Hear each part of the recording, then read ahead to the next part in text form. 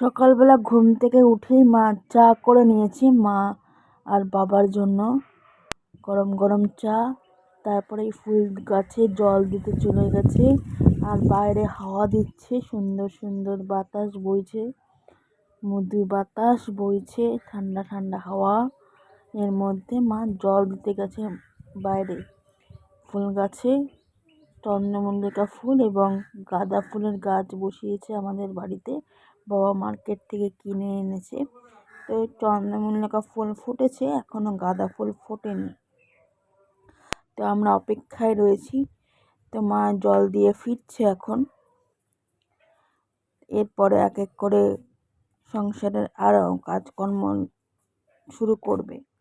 তো এরপরে মা চাটা নিয়ে, আরেক কাপ চা নিয়ে আবার টেবিলে চলে গেল আর কি। এরপরে বাবা বাজার করে ফিরবে, কি বাজার করে দেখা যাক। তো বাবা বাজার থেকে আলু এনেছে, টমেটো, লঙ্কা, শাকালু এইসব এনেছে বাজার থেকে, আর বাঁধাকপি এনেছে। তো আমি একদিন বলছিলাম যে বাঁধাকপি দিয়ে মাছের মাথা দিয়ে খাবো, আর একটা ভিমবার সাবান এনেছে, বাসন মাজার সাবান। তো আজকে এখন মা বাঁধাকপি কাটছে, বাঁধাকপি খাওয়া হবে আজকে সেই কারণ। তো এই মা যে স্টোলটা পড়ে রয়েছে, আমরা যখন মানালিতে ঘুরতে গেছিলাম তখন মানালি থেকে কিনে নিয়েছিলাম। দেখতেও যেরকম ভালো, জিনিসটাও খুব ভালো। তো এখানে বাঁধাকপি কাটা হয়ে গেছে, আর এখানে মাছের মাথা দিয়ে আজকে বাঁধাকপি হবে বলে বাজার থেকে আজকে যন্ত্র সেই মাছের মাথাটা নিয়ে এসেছে। ও বাজারে গিয়েছিল সকালবেলা। আর এখানে আলু অল্প কেটে নিয়েছি, আর এখানে টমেটো। তো দুটো আলু কেটে ভেজে নেওয়া হচ্ছে এখন বাঁধাকপিতে দেওয়ার জন্য। এরপরে এক এক করে সব যেগুলো ইনগ্রিডিয়েন্টস যেগুলো যাবে আর কি বাঁধাকপিতে, এবারে মাথাটা ভেজে নেওয়া হচ্ছে বাঁধাকপিতে। মাছের মাথা দিয়ে বাঁধাকপি খাওয়া হবে বলে বাঁধাকপির জন্য মাথা ভাজা হচ্ছে, মাছের মাথা। তো বাঁধাকপি মাথা দিয়ে খেতে ভালোই লাগে। তো এবারে ফোড়নের জন্য তেজপাতা, আর তারপরে একটা শুকনো লঙ্কা এবং গোটা জিরে, তার মধ্যে একটা দারচিনি দিয়ে দিয়েছে। এরপরে বাঁধাকপিগুলোকে এর মধ্যে দিয়ে দেওয়া হচ্ছে এখন। এইভাবে রান্নাটা হচ্ছে এখন। এরপরে হলুদ, নুন, মিষ্টি এরপরে যাবে। এরপরে হলুদ দেওয়া হচ্ছে এখন। এভাবেই রান্নাটা প্রসিড হবে। সবাই বাঁধাকপি ঘন্ট রান্না করতে জানো, তো মাও রান্না করছে, মার মতো করে রান্না করছে। আর আমার যেহেতু আমার এবং মার থাইরয়েড আছে, তো আমাদের বাড়িতে সেই জন্য বাঁধাকপিটা কম খাওয়া হয়, বা অনেক দিন খাওয়া হয় না বলে আজকে বাঁধাকপিটা খাওয়া হচ্ছে। হঠাৎ একদিনের ব্লগে এসে তারা বাঁধাকপি খেয়েছে, সেটা এই কড়াইশুঁটি দেওয়া হলো আজকে, তারপরে টমেটো দেওয়া হয়েছে। তো সব মিশিয়ে বাঁধাকপিটা খুব টেস্টি হয়েছিল। তো যেটা বলছিলাম, একদিনের ব্লগে দেখছিলাম যে সে বাঁধাকপি মাছের মাথা দিয়ে মানে লাঞ্চে খাচ্ছে। সেটা দেখে আমার এত বাঁধাকপি খেতে ইচ্ছে হলো যে বাবাকে বললাম যে বাবা একদিন বাঁধাকপি এনো তো। তারপরেই বাবা আনলো আর কি। তো এখন দিচ্ছে সব গরম মশলা, তারপরে আদা পেস্ট এগুলো দিচ্ছে। এভাবে রান্না হয় আর কি। তোমরা সকলেই রান্না করতে জানো। এটা আমিষ রান্না হচ্ছে, নিরামিষ নয়। তো বাট খুব টেস্টি হয়েছিল, অনেক দিন পরে খাচ্ছি তো। একটা জানান না, মানে খুব খেলে পরে তার টেস্টটা চলে যায়। প্রত্যেকদিন অনেক দিন গ্যাপে গ্যাপে খেলে পরে কি হয়, টেস্টটা মানে অনেক দিন পরে খেয়েছি তো, মানে খেয়েও মজা পেয়েছি। আর মাছের মাথা দিয়ে খেতে তো বাঁধাকপি বেশ ভালো লাগে। সবাই যারা বাঁধাকপি খেতে আর মাছ প্রিয়, যাদের মাছ প্রিয় খাদ্য আর বাঁধাকপি যারা খেতে ভালোবাসে, তারা মাছের সাথে বাঁধাকপি কম্বিনেশনটা খুব পছন্দ করে আশা করছি। তোমরা কে কে পছন্দ করো জানিও। তো দুপুরবেলা আমি বাড়ি এসে গেলাম। আজকে ছুটির দিন, কারণ বিবেকানন্দের জন্মদিন। সেই হিসাবে আজকে কোনো কাজকর্ম নেই, ফুর্তিই ফুর্তি ডুডু। তো আজকে কি মেনু করেছে তোমাদের একটু দেখাই। বাঁধাকপি একটা কিনে দিয়েছিলাম আমি, একটা মাছের মাথা। যাই হোক, দেখো কি কি মেনু হয়েছে। ভাত, ভাত, স্যালাড দিয়েছে আজকে আবার শশা, আর আমার কাঁচা লঙ্কা একটা, দেখতে পাচ্ছ? বাস। আচ্ছা, এরপরে চাটনি তাদের, বাঁধাকপির ঘন্ট, আর ধনেপাতা বাটা, আর মাছের ঝোল। তো এই হচ্ছে আমাদের আজকের মেনু। Lunch menu. তো এখন আমি খাওয়া শুরু করব, দিয়ে দাও। আরে তো বাস, তোমরা আজকে সকলে ভালো আছো? ভালো থেকো। ঠান্ডা বেশ জাঁকিয়ে পড়েছে, বেশ হাওয়া দিচ্ছে ফুরফুর করে, ভালোই লাগছে, কিন্তু আবার কাশি, এটাও ভয়। যাই হোক, তাহলে এখন খেয়ে নিই। বাস, আজকে কি মাথায় তেল দিয়েছো নাকি বলো তো? হুম, একেবারে ফিটফাট বাবু হয়ে গেছো দেখছি। স্নান করে উঠলে তো হবে। আরে বাস। দাও, খাবারটা দিয়ে দাও, ইয়েস। ধনেপাতা বাটা। ধনেপাতা বাটা দিয়ে শুরু। হুম। তো এইমাত্র খাওয়া দাওয়া সেরে উঠলাম। তো হঠাৎ করেই না ভাবলাম আজকে স্বামী বিবেকানন্দর জন্মদিন। সেই উপলক্ষে আমার বাবা তো খুব লিখতো। তো আজকে খুঁজে খুঁজে বাবার ডায়েরিটা, ডায়েরির পাতা থেকে বাবার একটা লেখা তোমাদের একটু পড়ে শোনাচ্ছি।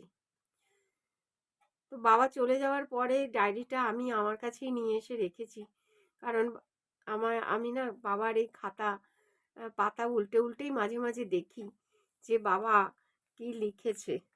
তো বিভিন্ন বিষয়বস্তুর ওপরেই বাবা লেখে আর কি, লিখেছে। তো আজকে স্বামী বিবেকানন্দর সম্বন্ধে যেটা লিখেছে জন্মদিনে তোমাদের একটু পড়ে শোনাচ্ছি। আজ বড় শুভ দিন, আনন্দের দিন, স্বামী বিবেকানন্দের জন্মদিন। তুমি মোদের অহংকার, তুমি মোদের গর্ব, তোমার মহিমা আদর্শ হবে না কভু খর্ব।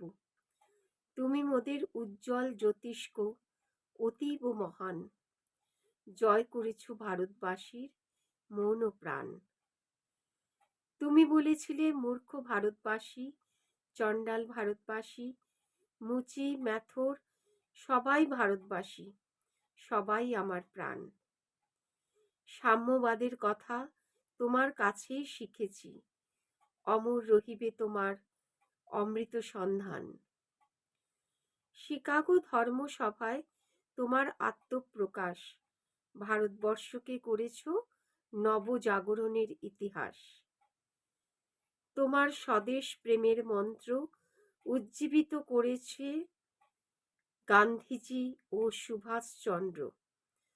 তোমার তৈরি মঠ ও মিশন রয়েছে পৃথিবীর বুকে, অপূর্ব তোমার দান ও সেবা মানুষের মুখে মুখে। শক্তি সাহস দাও গো তুমি ভারতবাসীর প্রাণে, আমরা করব জয় তোমার নামের গুণে। নাই নাই নাই পথিক তুমি নাই, চলার পথে আমরা যেন তোমার আশিস পাই। যুবক যুবতী উঠুক জেগে তোমার আদর্শ নিয়া, প্রণাম লহো গো তুমি আমার হৃদয় হিয়া। কেমন লাগলো তোমাদের আমার বাবার লেখা কবিতা? জানিও কমেন্ট সেকশনে। আজকে খুব বাবার কথা মনে পড়ছে, তাই মনে হলো যে বাবার খাতার পাতা থেকে যদি কিছু বাবা লিখে থাকে তাহলে তোমাদের একটু শোনাই, তাই শোনালাম। ডিনারে রয়েছে রুটি, একটু বাঁধাকপির তরকারি, তড়কা, স্যালাডের মধ্যে পেঁয়াজ এবং টমেটো, এই দিয়ে আমরা আমাদের ডিনার কমপ্লিট করব। আর এখানে বাবা ডিনার করতে চলে এসেছি। তা এখন করব। ওর মা বেড়ে দিয়ে গেল ঘরে, আমাদের বললো তোমরা নিয়ে খাও। মা একটু মানে রেস্ট নিচ্ছে। তো আজকে আমাদের এখানে প্রচণ্ড ঠান্ডা, আর ঠান্ডার জন্য আজকে হাঁটতেও যায়নি, মানে সন্ধ্যে থেকে বাড়িতেই ছিলাম। তো কি করবো, আর মোবাইল দেখলাম, ভিডিওস দেখছিলাম। তো মা আম, এখানে শুয়ে মানে টিভি দেখছিল, আর আমি পাশের ঘরে আহ, বসে দেখছিলাম, গোপাল ভাঁড় এগুলো কার্টুন দেখছিলাম আর কি, ভিডিওস এগুলোই দেখছিলাম। তো সন্ধ্যে থেকে আর ভিডিওস করিনি কোনো, কারণ এত ঠান্ডা লাগছিল, লেপের তলে ঢুকে বসেছিলাম।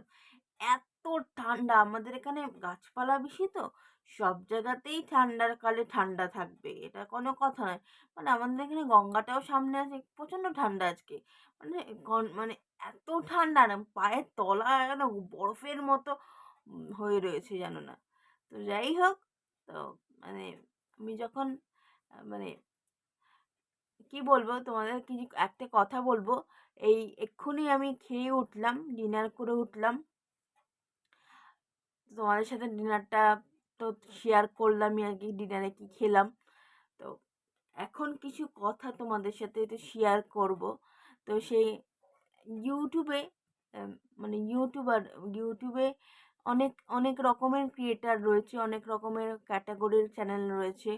তো মানুষের মধ্যে একটা ভাবনা আছে যে ক্রিয়েটার ইউটিউব থেকে অনেকে অনেক টাকা ইনকাম করে নেয়। মানে আমার আমার যারা পরিবারের সদস্য, তাদের মধ্যেও কিছু কিছু মানুষ এরকম ভাবেন হয়তো, যে আমি অ্যাজ আ ক্রিয়েটার হয়তো আমি অনেক টাকা হয়তো আমি রেভিনিউ আর্ন করি মাসে মাসে। দেখুন, রেভিনিউটা আপ অ্যান্ড ডাউন ফিক্স থাকে না। আমার মাসের শেষে যেই ডলারটা ওঠে ভিউর উপরে, মাসের শেষে যেই টোটাল যেই ভিউটা আমি মানে ভিউটা যেটা গ্যাদার করে, সেই হিসাবে আমাকে একটা ডলার দেওয়া হয় আর কি, ক্যালকুলেট করে দেওয়া হয়। বাট আমি প্রত্যেক মাসে পাই না, কারণ আপনারা সকলেই দেখতে পাচ্ছেন যে আমার ভিউ কীরকম। তো যারা বড় ক্রিয়েটার, তারা বড় বড় উম, তাদের যত ভিউজ, তাতে তত বেশি রেভিনিউ। আর বড় বড় ক্রিয়েটারদের শুধু একটা সোর্স অফ ইনকাম নয়, তাদের মাল্টিপল সোর্স অফ ইনকাম। আর আমার কথা যদি বলেন, আমার এখনো পর্যন্ত ইউটিউব থেকে একটা সোর্স অফ ইনকাম, সেটা হচ্ছে এই অ্যাকসেন্স থেকে মাসের শেষে, মানে এখন 2 মাস ছাড়া ছাড়া আমি রেভিনিউ পাই। 2 মাস টোটালে যেই রেভিনিউটা আমি পাই, সেটাই আমি সেটাই ওটাই হচ্ছে আমার রেভিনিউ। তো সেটা থেকেই আমাদের সংসার, আমাদের ওষুধপত্র এগুলো চলে। তো আর আর কি বলুন তো, আমাদের লাইফস্টাইলে লাইফস্টাইলে যারা একটু লাক্সারিয়াস লাইফ যারা দেখায়, তারা যেরকম খরচাও করে, তাদের সেরকম রেভিনিউ উঠে আসে। যারা যত খরচা করতে পারবে, যারা যত সামর্থ্য, তারা তত হয়তো তারা মানুষ যেটা ভালোবাসবে, আহ, ধরুন কেনাকাটি, যেটা মানে তাদের দর্শক যেটা পছন্দ, তাদের দর্শকরা যেটা পছন্দ করছে, তারা সেই লাক্সারিয়াস লাইফ দেখতে মানুষ পছন্দ করে। তো তারা যত খরচা করতে পারবে, তো আমাদের লাইফস্টাইলে যেটা পসিবল, আমাদের লাইফস্টাইল এক রকমের। তা আমরা আমাদের লাইফস্টাইলটা তুলে ধরি লোকের কাছে, মানে দর্শকের কাছে, আমাদের পরিবারের লোকের কাছে, অডিয়েন্সের কাছে আর কি। তো আমাকে ভালোবেসে যারা দেখে আমার ভিডিও প্রত্যেকদিন, তাদের আশীর্বাদে আমি একটা জায়গায় এখন পৌঁছেছি, একটা পজিশনে আস্তে আস্তে এগোচ্ছি গোলের দিকে। তো মানুষ আমাকে ভালোবেসে প্রত্যেকদিন দেখে, আমি প্রত্যেকদিন ভিডিওস পাবলিশ করি, একদিন গ্যাপ দিই না ভিডিওস, প্রত্যেকদিন প্রত্যেক মাসে 30 দিন কিংবা 31 ডেজ পাবলিশ হয় ভিডিওস, প্রত্যেক দিন পাবলিশ হয় ভিডিওস। একান্ত যদি অসুবিধা না হয় তাহলে হয়তো পাবলিশ করা হয় না, সেটা একদম খুব প্রবলেমে পড়লে হয়তো ভিডিও পাবলিশ করা হয় না।